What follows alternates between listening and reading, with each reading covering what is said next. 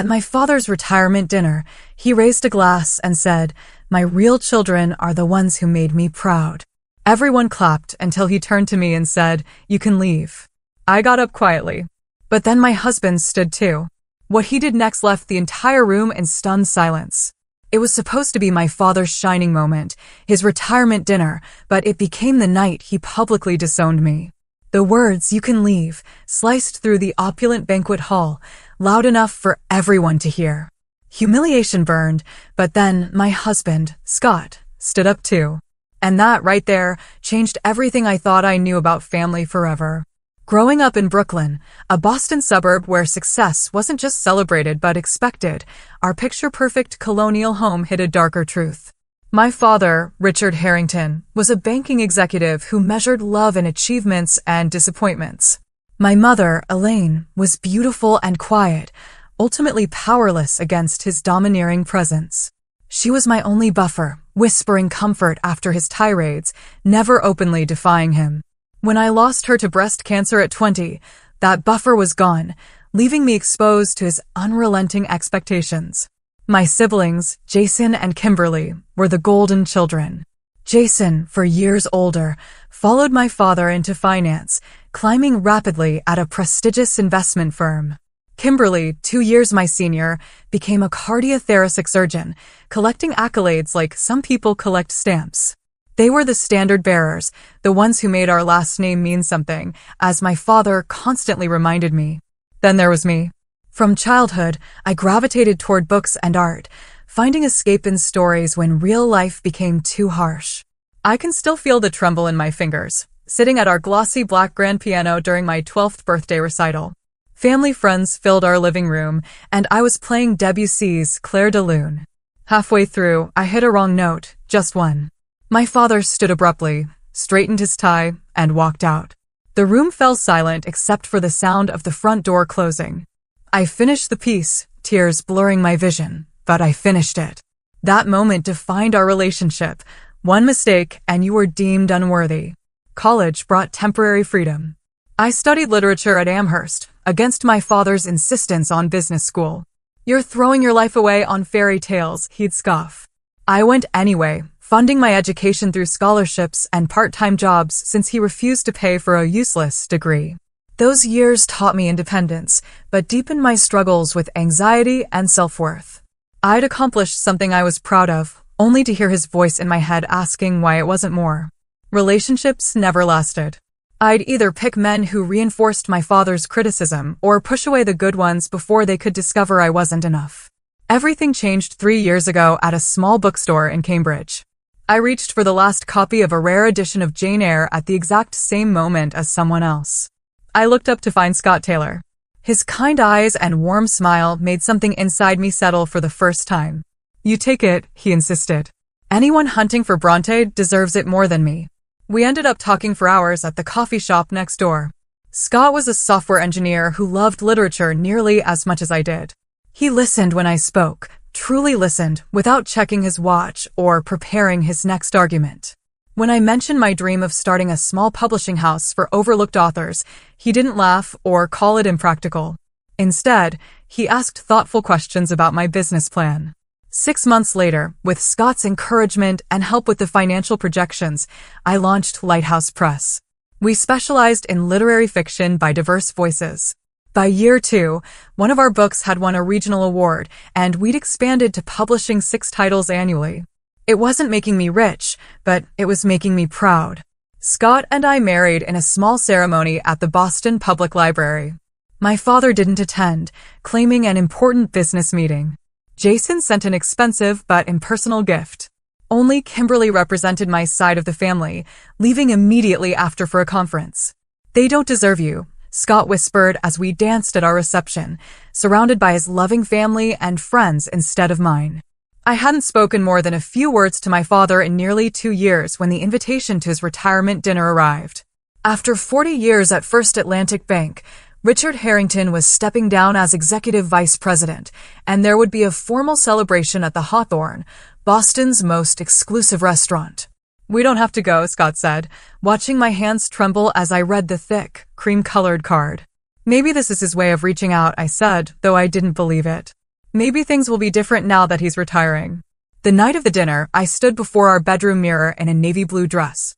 My hair was professionally styled, my makeup carefully applied to hide the shadows under my eyes from a week of stress-induced insomnia. "You look beautiful," Scott said, adjusting his tie beside me. "I feel like I'm going to throw up," I admitted. A panic attack hit me just as we were about to leave. Scott sat with me on the edge of our bed, coaching me through the breathing exercises my therapist had taught me. His hand made slow circles on my back as my breathing gradually normalized. "We can still cancel," he reminded me. "No," I said, reapplying my lipstick with shaking hands. "I need to do this. I need to try one more time." As we drove downtown, Scott squeezed my hand.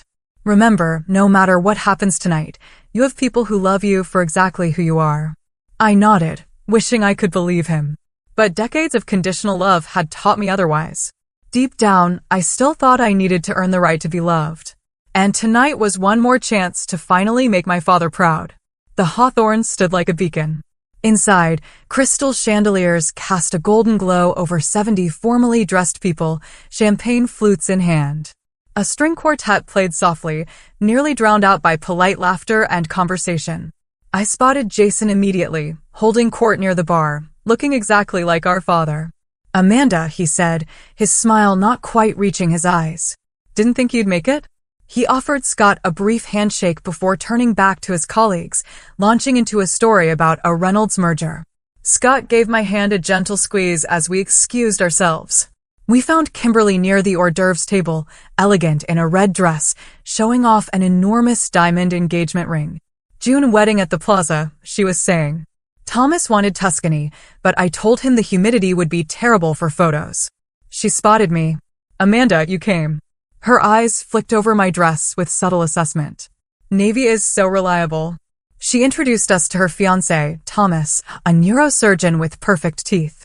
The conversation revolved around their wedding and a recent medical conference in Switzerland before Kimberly excused herself for more important guests. "Your siblings are exactly as advertised," Scott murmured. I was reaching for champagne when Aunt Patricia, my father's sister, pulled me into a stiff hug that smelled of expensive perfume and judgment. "Amanda, darling," she air-kissed near my cheek. "You look healthy." The slight pause communicated volumes. "Try to make him proud tonight," she whispered. "It's important to him, especially with all his colleagues here." Before I could respond, she was already moving toward Kimberly, exclaiming over the engagement ring. The banquet room was a showcase of wealth and power. Crystal vases held arrangements of white roses, the bar featured top-shelf liquor, and waitstaff circulated with trays of delicacies. Conversations centered on stock portfolios, vacation homes, and private schools. I finally spotted my father across the room, commanding attention in a circle of distinguished men. At 65, Richard Harrington remained imposing. He laughed at something one of the men said, and for a moment, I saw a warmth I'd rarely experienced directed at me. "Want me to come with you to say hello?" Scott sensed my hesitation. I shook my head. I should do this alone. Taking a deep breath, I approached. He saw me coming, but continued his conversation until I was standing awkwardly at the edge of the circle. Finally, during a pause, he acknowledged me. "Amanda, you made it." His tone suggested mild surprise, not pleasure. "Congratulations on your retirement," I said, offering the gift bag with an expensive fountain pen Scott had helped me select. "Thank you." He accepted it without looking inside. "Gentlemen, my youngest, Amanda. She's in publishing. Own my own small press, actually," I added. "We just had an author shortlisted for the Massachusetts Book Award." My father's expression didn't change. Amanda always had her head in the clouds, playing with books while her siblings took on real careers. The men chuckled obligingly. Speaking of, Jason just closed a $40 million deal. And Kimberly is engaged to Dr. Thomas Whitfield, chief resident at Mass General. The clear message: their accomplishments were worth mentioning. Mine were not. "It was nice seeing you," I said quietly, retreating before the tears stinging my eyes could fall. Scott was waiting with a fresh glass of wine, which I gratefully accepted. "That bad?" "The usual," I managed, taking a large sip. The cocktail hour continued. I watched as my father moved through the room like a king, accepting congratulations. The contrast to his coldness toward me became more pronounced with each person he greeted warmly. When it was time to be seated for dinner, I discovered we'd been placed at a table far from the main one where my father, Jason, Kimberly, and other VIPs would sit. Our table mates included distant relatives and junior colleagues who seemed equally disappointed. "I'm Scott Taylor, Amanda's husband." Scott introduced himself cheerfully, undeterred by the seating politics. "You're Richard's daughter?" asked an older woman across from us. "The one who isn't a doctor or banker?" I nodded, forcing a smile. "I run a publishing company." "How nice," she said, with the same tone one might use to address a child's crayon drawing. "A hobby business." Throughout the three-course meal, I watched my father at the center table, laughing and engaged. Occasionally, he'd place a proud hand on Jason's shoulder or beam at something Kimberly said. It was a side of him I'd seen directed at my siblings, but never at me. Scott squeezed my hand under the table periodically, his silent support the only thing keeping me from walking out. The lamb was perfectly cooked, the wine exceptional, but everything tasted like ash in my mouth. After dessert, the formal speeches began. The bank CEO spoke about my father's contributions, his vision, his leadership. A longtime colleague shared humorous anecdotes. Jason gave a polished speech about our father's professional legacy, managing to make it primarily about himself. And then it was my father's turn. The room quieted as Richard Harrington rose and approached the microphone. My heart beat faster, hoping against hope that this moment, this public reflection on his life, might include some small acknowledgement of me. "Thank you all for coming tonight," my father began, his voice carrying effortlessly. Looking around this room, I see not just colleagues, but friends who have been part of a journey spanning 4 decades at First Atlantic Bank. He spoke eloquently about the changes he'd witnessed, about challenges overcome and successes achieved. He thanked mentors and acknowledged those he had mentored. The crowd was rapt, including me. This reflective, almost warm version of Richard Harrington was unfamiliar. "None of this would have been possible," he continued, his voice dropping slightly, without the support of my late wife, Elaine. My breath caught. He rarely mentioned my mother since her death. "Elaine understood the sacrifices necessary for success," he said, a slight crack in his voice. "She was my foundation during the difficult early years, and I only wished she could be here tonight to see what her support helped build." I felt tears forming. This was the most emotion I'd seen from him in years. Perhaps retirement had softened him. Around me, people dabbed at their eyes. Scott's hand found mine under the table. My father cleared his throat, composure returning. "But a man's true legacy isn't measured in dollars or deals. It's measured in what he leaves behind, in who carries forward his values and vision." My heart lifted. Was this the moment he'd finally see me, acknowledge my different but valid path? "I've been blessed in that regard," he continued, gesturing toward the main table. "Jason has exceeded every expectation, becoming not just an investment banker, but a true financial innovator. The Reynolds merger alone would be career-defining for most, but for him, it's just another achievement in a portfolio of excellence." Jason nodded, accepting the praise as his due.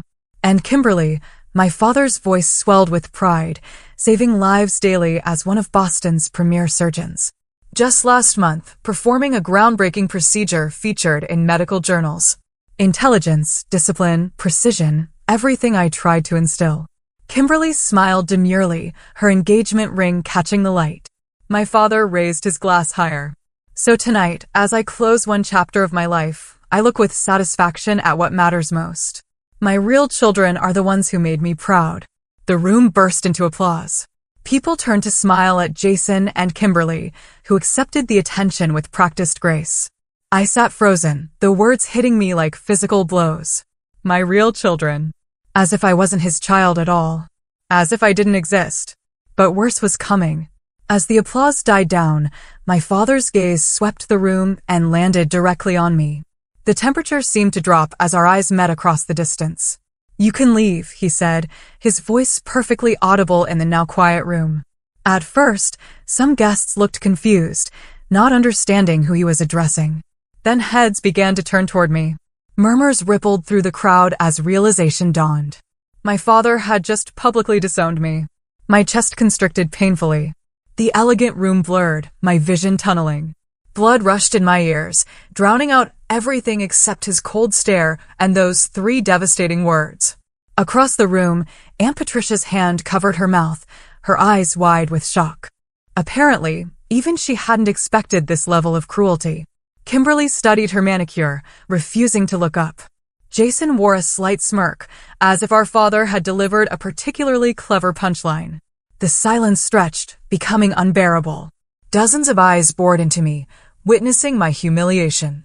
My legs felt like lead as I slowly pushed back my chair and stood on trembling limbs. The scrape of the chair against the floor sounded abnormally loud in the hushed room. Shame burned through me like acid. This wasn't just another private disappointment. This was public rejection, a declaration that I was unworthy of even being present. I'd spent my life trying to earn his approval, and in one moment, he'd made it clear that I never would. I gripped the edge of the table, steadying myself, desperately fighting the urge to run or burst into tears. I wouldn't give him the satisfaction of breaking down. If I had to leave, I would do so with whatever dignity I could muster. Then came the sound that changed everything. The scrape of another chair beside me. Scott stood, his movement deliberate and unhurried. His face, when I glanced at him through my haze of humiliation, showed not embarrassment, but quiet fury. A confused murmur spread through the room. My father's expression darkened, his jaw tightening at this unexpected development. He hadn't anticipated resistance to his decree, certainly not from my husband, whom he'd always viewed as an irrelevant addition to an already disappointing branch of the family tree. "Sit down," my father commanded, addressing Scott directly for perhaps the first time that evening. "This doesn't concern you." But Scott didn't sit. Instead, he straightened to his full height, his shoulders back, his gaze locked with my father's across the room. The tension was palpable, electric. No one moved. No one spoke. And then Scott did something that would forever divide my life into before and after. Scott reached for his water glass and spoon with deliberate calm. The soft ping of metal against crystal cut through the uncomfortable silence, drawing every eye in the room, the universal signal for attention before a toast. My father's face flushed with anger at this breach of protocol.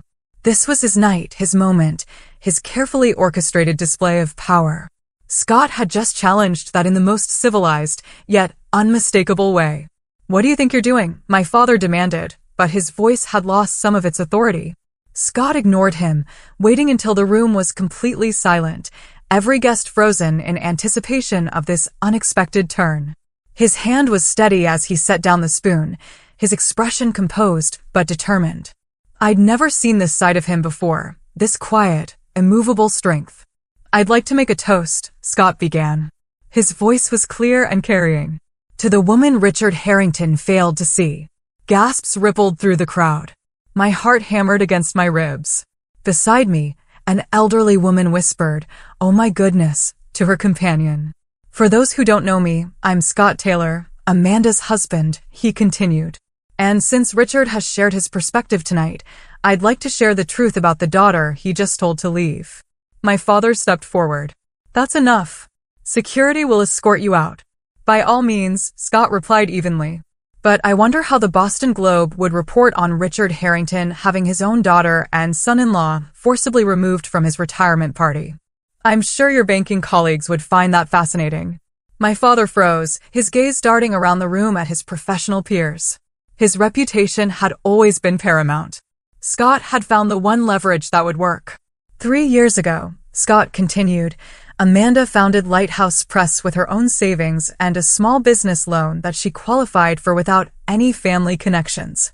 Last year, they published Salt and Stone, which was not only shortlisted for the Massachusetts Book Award, but was just optioned for a film adaptation. Murmurs of interest swept through the crowd. This was news even to me. Scott must have received the call today and been waiting to surprise me. What Richard failed to mention, Scott never wavered from my father, is that Amanda's Press has provided a platform for voices that major publishers overlooked, including veterans, immigrants, and, yes, people who grew up in emotionally abusive homes.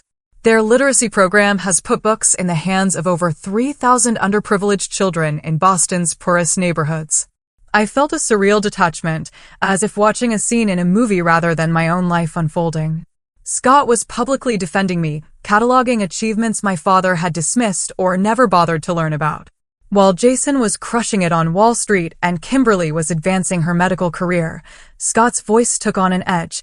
It was Amanda who took a leave of absence from college to care for her mother during cancer treatment. Amanda who sat by Elaine's hospital bed reading her favorite poems when she was too weak to hold a book herself. My throat tightened at the memory. Those quiet hours with my mother had been sacred, painful, precious. What Richard doesn't know, Scott continued, his voice dropping slightly, is that the down payment for Jason's first New York apartment came from Amanda's college fund. She gave it to him when his credit was destroyed after that gambling problem he worked so hard to hide from Daddy. Jason's face strained of color. That had been our secret, a rare moment of real connection between siblings when he'd come to me desperate and ashamed. I'd helped him because, despite everything, he was my brother. I never expected anything in return.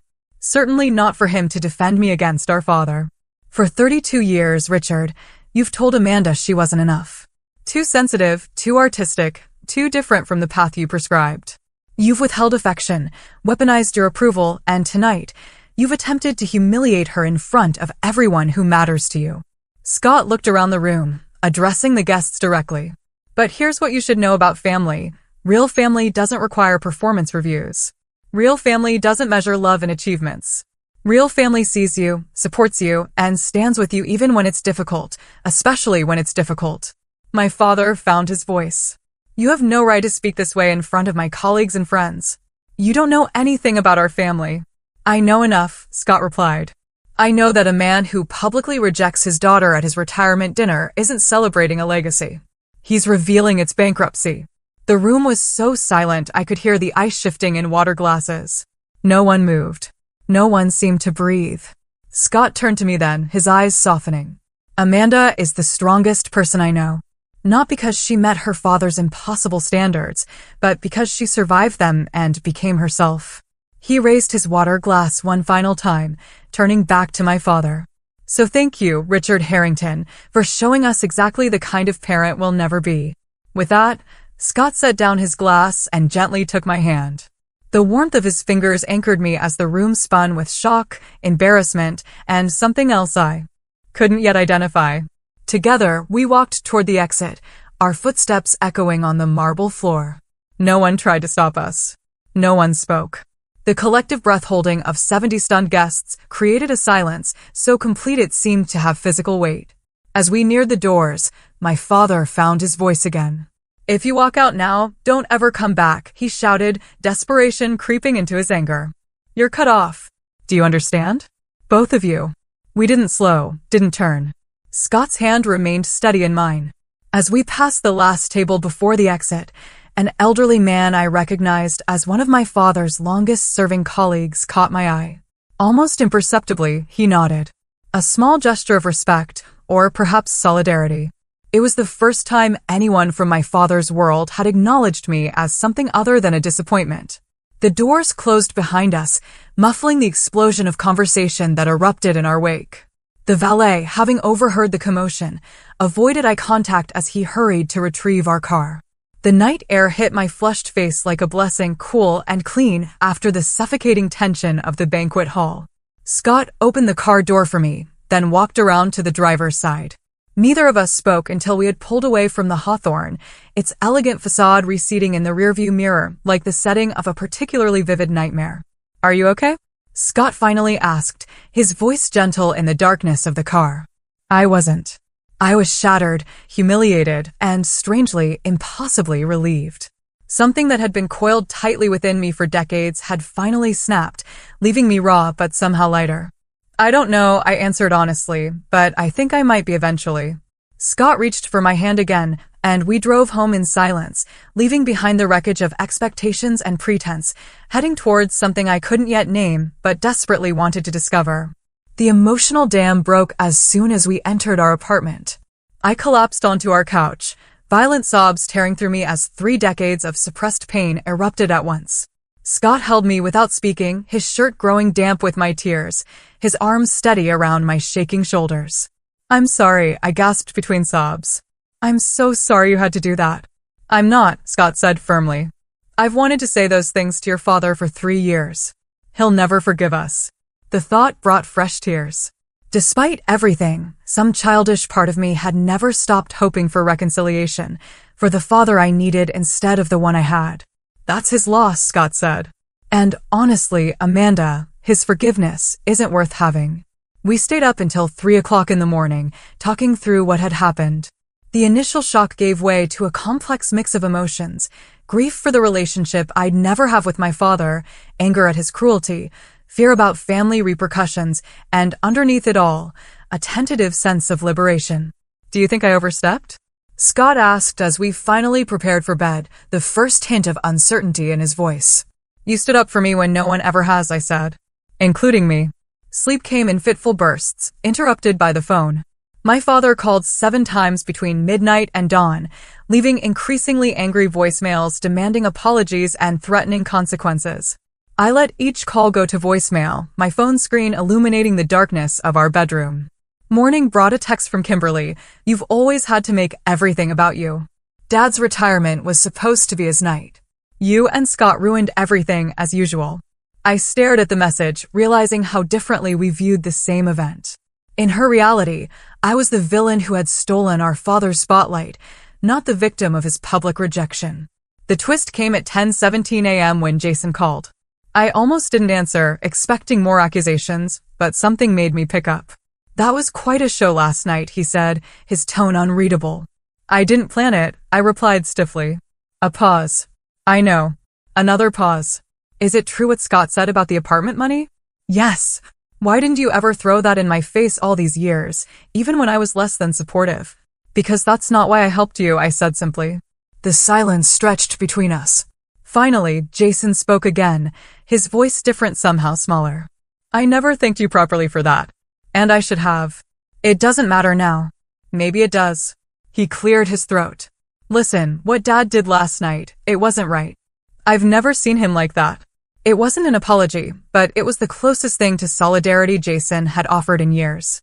After we hung up, I sat staring at the phone, unsure what to make of the shift.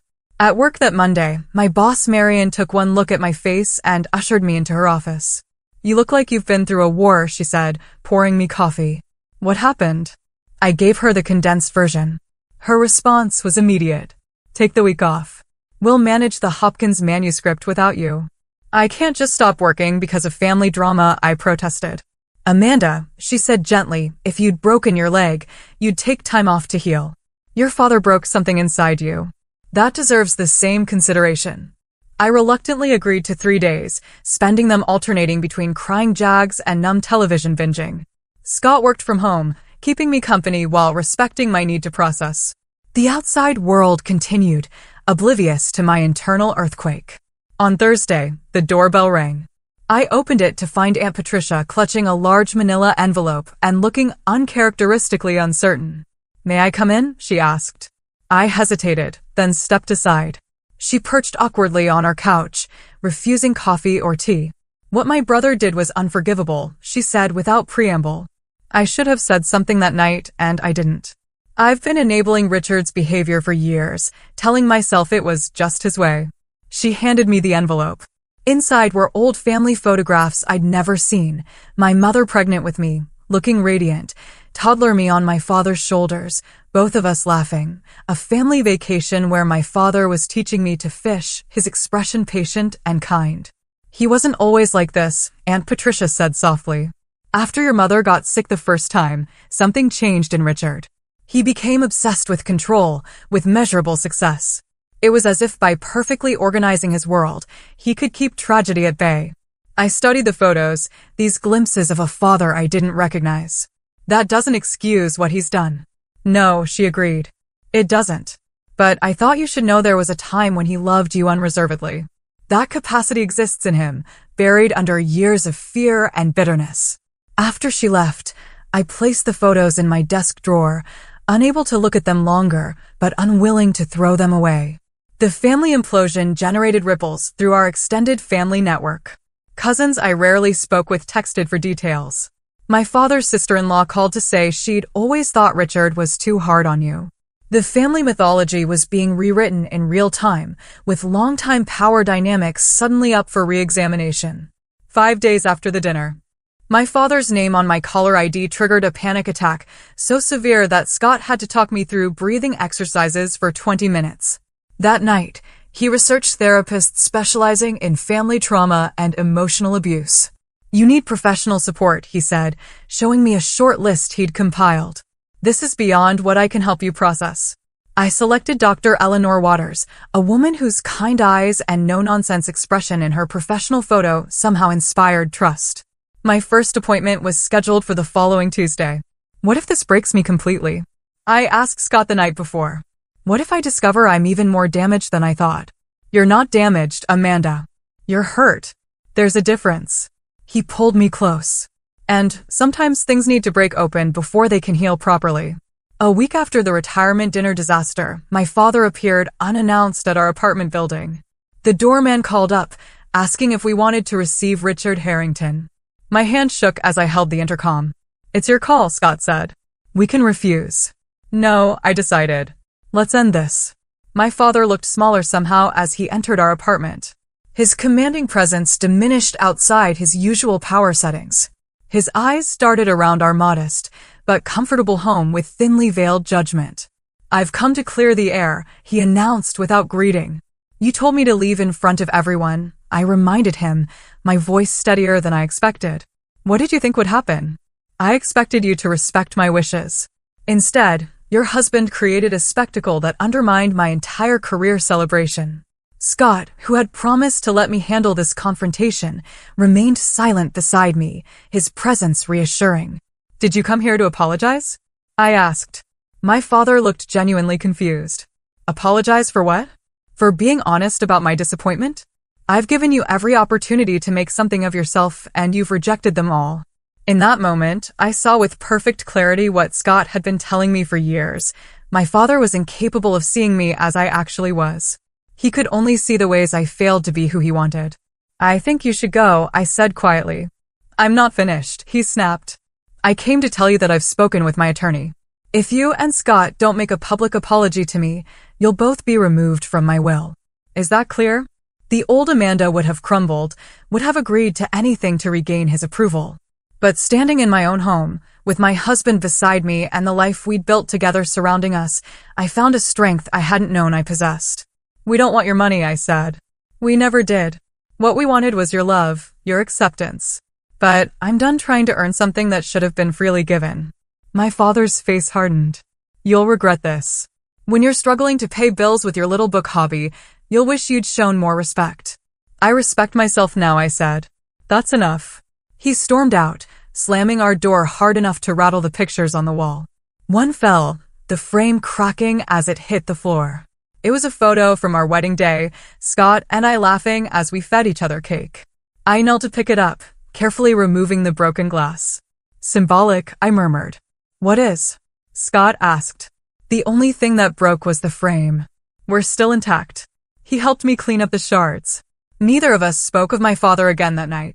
Instead, we ordered takeout, opened wine, and discussed whether Portland might be a good place for a fresh start. The idea of moving, of creating physical distance to match the emotional reality, felt increasingly right. As I fell asleep that night, I realized I hadn't apologized for anything all day. It was a small victory, but significant for someone who had spent her life saying sorry for existing. "Tell me about your father," Dr. Eleanor Waters said during our first therapy session.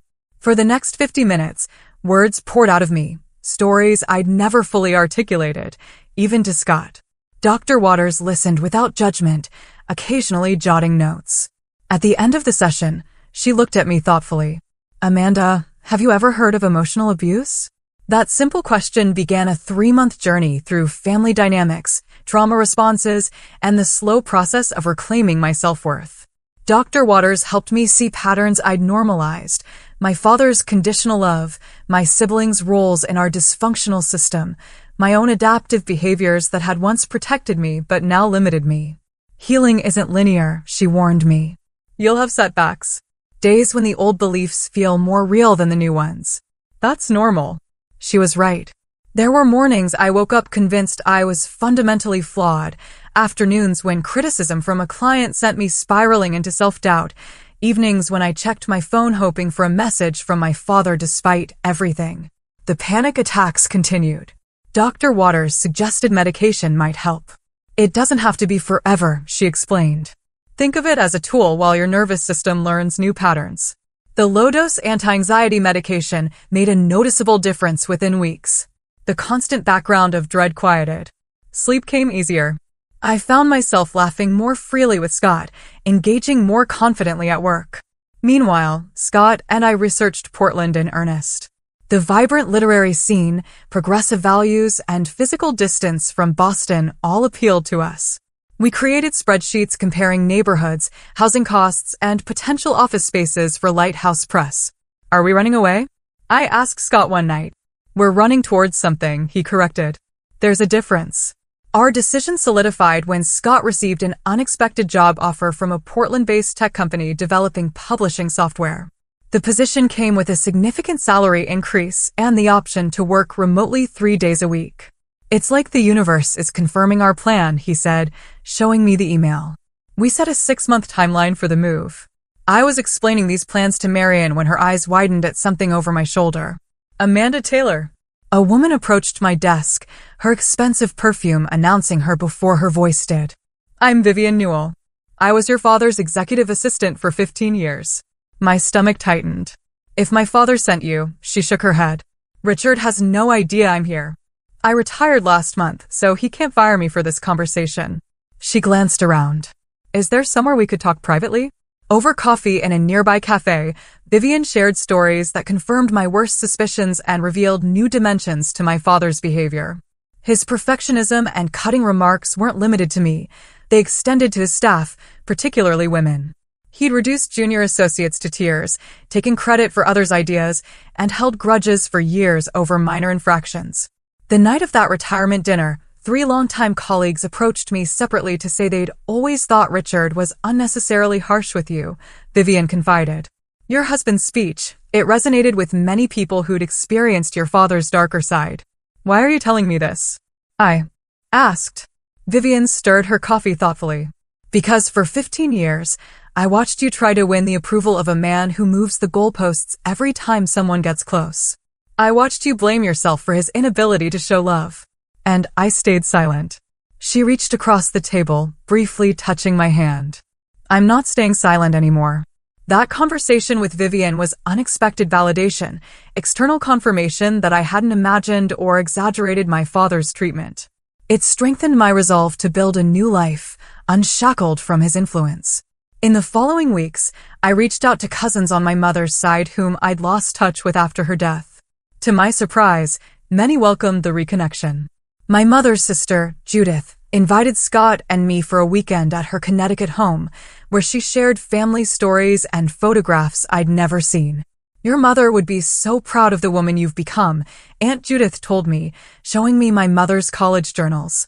She was an artist too, you know, before she met your father and adopted his priorities. This glimpse into my mother's unfulfilled creative ambitions created a new sense of connection with her.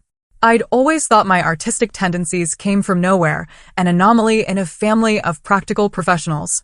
Learning they were an inheritance from my mother felt like reclaiming a piece of my identity. Months after the retirement dinner incident, I was giving a speech at a small literary event about Lighthouse Press's mission to amplify overlooked voices. Halfway through, I realized I was speaking confidently, without the constant internal editing and self-doubt that had previously accompanied any public appearance. You were magnificent, Scott said afterward as we celebrated with a group of authors and industry colleagues. I didn't picture my father's disapproving face once, I marveled. Not even when I stumbled over that author's name. It was a breakthrough. You're internalizing a new voice, Dr. Waters acknowledged in our next session. Your own voice of self-acceptance is becoming louder than his voice of criticism. Our Portland plans progressed. A house hunting trip yielded a charming craftsman with a converted garage perfect for a small office. We put a deposit down. The commitment to our fresh start now concrete. Back in Boston, I expanded Lighthouse Press's mission, creating a special imprint for memoirs focused on family reconciliation and healing from emotional abuse. The project felt both professionally exciting and personally meaningful, a way to transform my pain into purpose. My relationship with Jason continued its tentative thaw.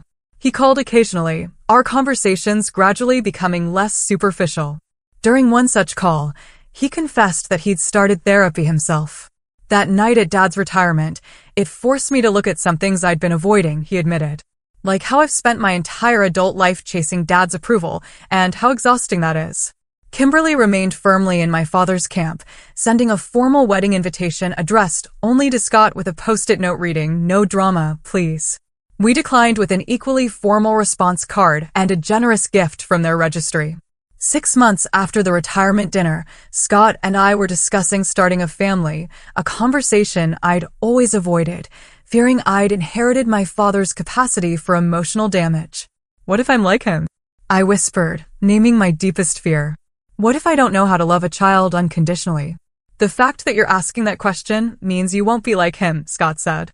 You're aware of the patterns. You're doing the work to heal them.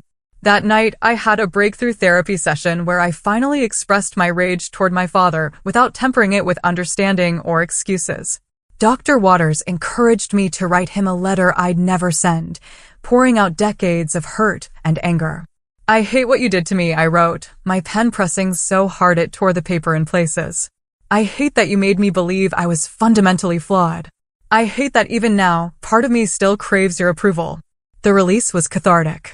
Afterward, I realized it had been weeks since I thought about my father daily. His power over my emotional state was diminishing, his absence becoming less of a wound and more of a fact. Our last week in Boston, I received an unexpected email from my father's former colleague, the elderly man who had nodded to me as Scott, and I left the retirement dinner. I'm retiring to Portland myself next month, he wrote. Richard and I had a falling out recently over his treatment of a young analyst that reminded me of his behavior toward you. If you and Scott are settled by then, perhaps we could meet for coffee sometime. Sometimes chosen family is more important than biological connections. As we packed our belongings into a moving truck, I found the envelope of old photographs Aunt Patricia had given me. Looking at them now produced less pain, as if they depicted characters in a story rather than my actual family. I packed them alongside newer photos, Scott and me hiking in New Hampshire, our literary festival booth surrounded by readers, a dinner party with friends who loved us exactly as we were. On our last night in the empty Boston apartment, Scott found me standing at the window, looking out at the city lights. Having second thoughts? He asked, wrapping his arms around me from behind. No, I said truthfully. Just saying goodbye to the person I was here, the one who never felt good enough. She was always good enough, Scott said. She just couldn't see it yet. As we drove west the next morning, I realized I hadn't checked my phone for messages from my father in over a week.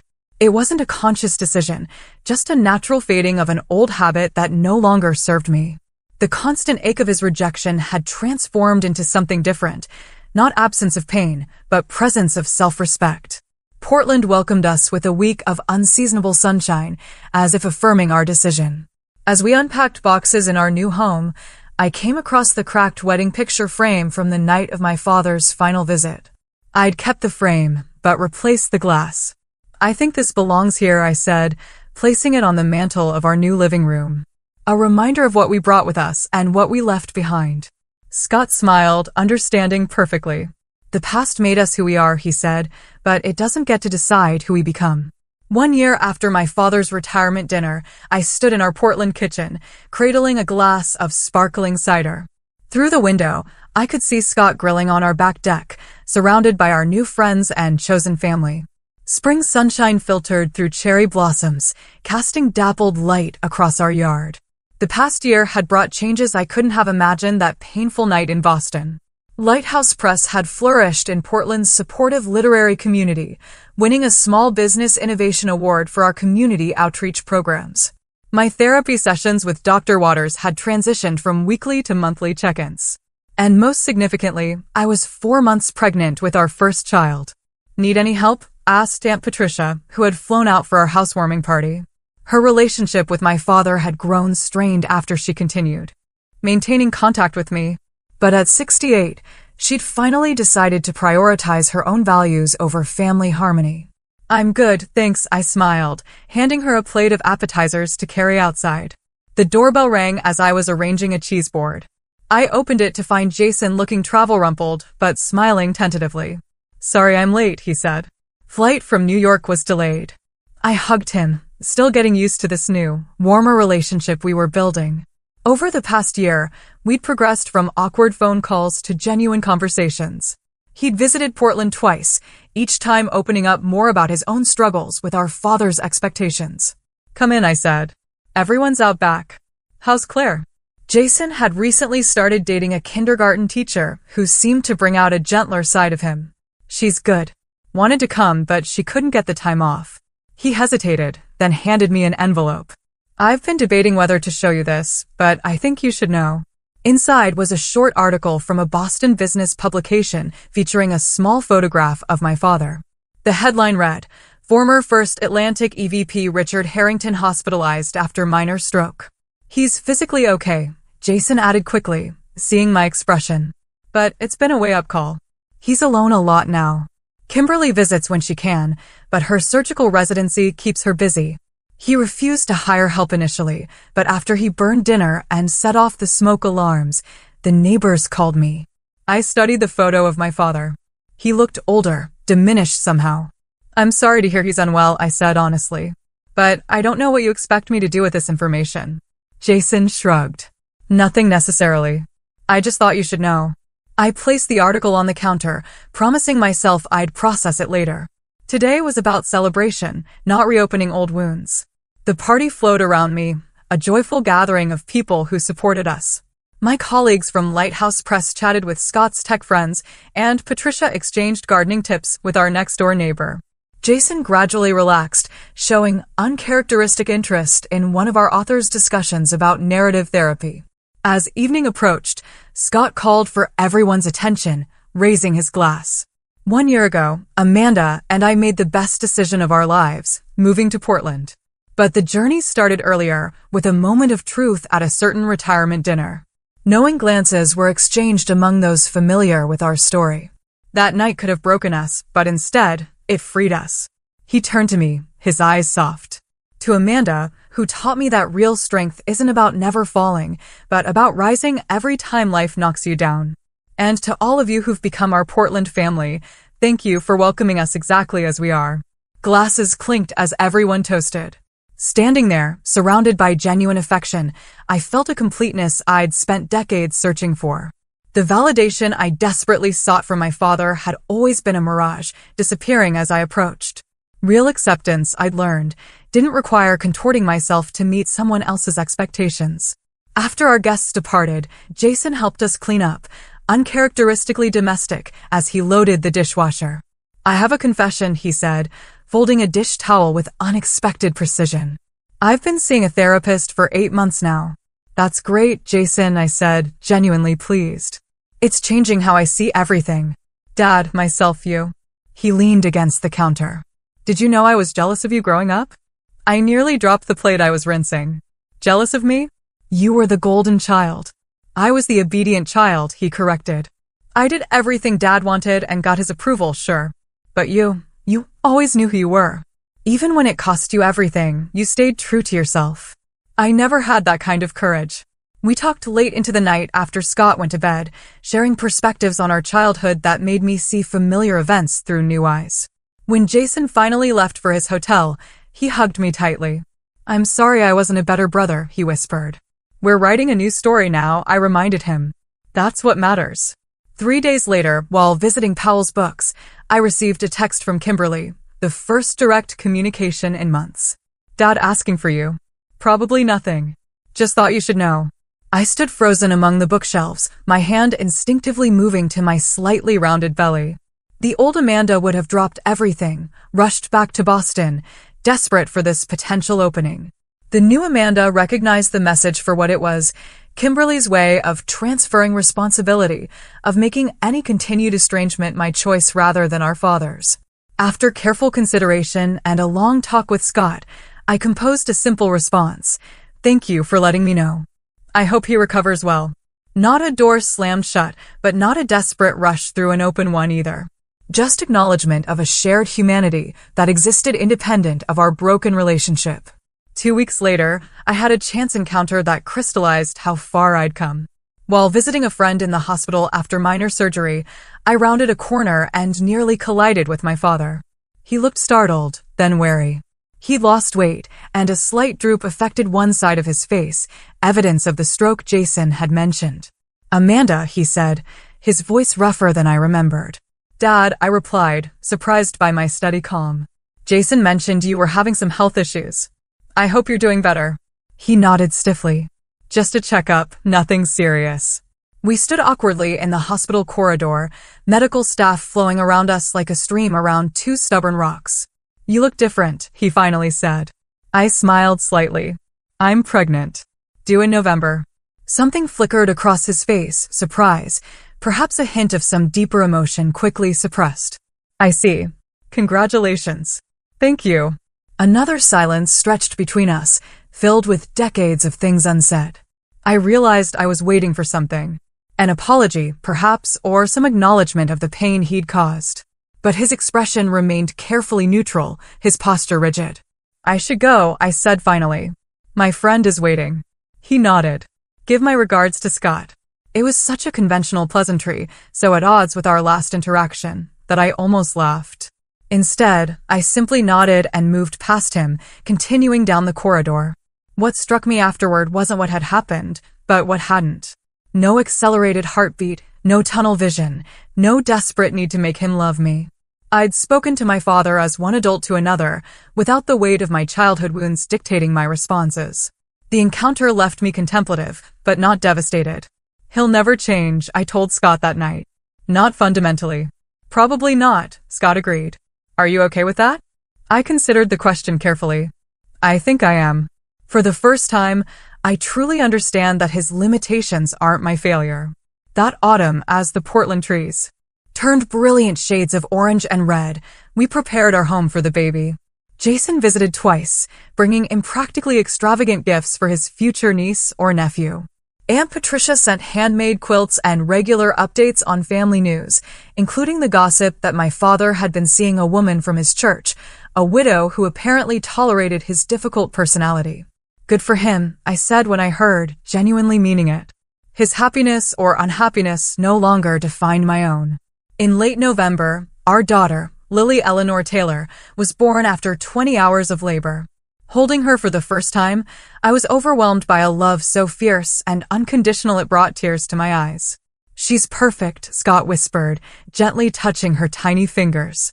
Looking at our daughter's peaceful face, I made a silent promise. She would grow up knowing she was enough, exactly as she was. Her worth would never be tied to achievements or conformity to someone else's vision. She would be loved for her authentic self, whatever shape that took. Jason flew in to meet his niece the following week, awkwardly cradling her with a mixture of terror and wonder. "She has Mom's eyes," he observed, touching her cheek gently. "I thought so too," I said, glad someone else had noticed the connection to our mother. He hesitated, then added, "I told Dad about her." He didn't say much, but he asked to see a picture. I nodded, neither encouraged nor distressed by the information. My father was now a peripheral figure in my story, no longer its defining force. As Christmas approached, we held a small dinner for our chosen family, friends who had become essential to our Portland life, Jason and his now serious girlfriend Claire and Aunt Patricia. Our home glowed with warmth and laughter. Lily passed from loving arms to loving arms as we shared food and stories. After dinner, as we gathered in the living room with dessert, Scott proposed a toast. "To family," he said simply. "Not just the one we're born into, but the one we create through love and choice." "To family," everyone echoed, glasses raised. Looking around at these people who accepted me completely, who saw my strengths and weaknesses and loved me anyway, I finally understood the lesson of that painful retirement dinner a year and a half ago. What had seemed like an ending, the final rejection by my father, had actually been a beginning. By standing up and walking out with Scott that night, I'd taken the first step toward finding my true home. Lily began to fuss, and I excused myself to nurse her in the quiet of her nursery. Rocking gently in the chair Scott had restored for us, I studied my daughter's perfect face and felt a peace I'd never known before. You will never have to earn my love, I whispered to her. It's already yours, completely and forever. In that moment, I realized I had given myself the same gift, unconditional acceptance of who I was, separate from achievement or external validation. The journey hadn't been easy, and there were still difficult days, but I had found my way to a truth that had eluded me for 32 years. I was enough. I had always been enough. The sound of laughter drifted from the living room, and Lily's tiny hand gripped my finger with surprising strength. This was my legacy now, not my father's disappointment, but my daughter's future. Not a path dictated by someone else's values, but one I was creating with each authentic choice. What's your story of finding freedom from toxic family expectations? Have you ever had someone stand up for you when you couldn't stand up for yourself? I'd love to hear your experiences in the comments below. And if this story resonated with you, please subscribe and share it with someone who might need to hear that they, too, are enough, exactly as they are. Thank you for being part of this journey with me. Remember, sometimes the bravest thing we can do is walk away from what hurts us toward what helps us heal. Axa.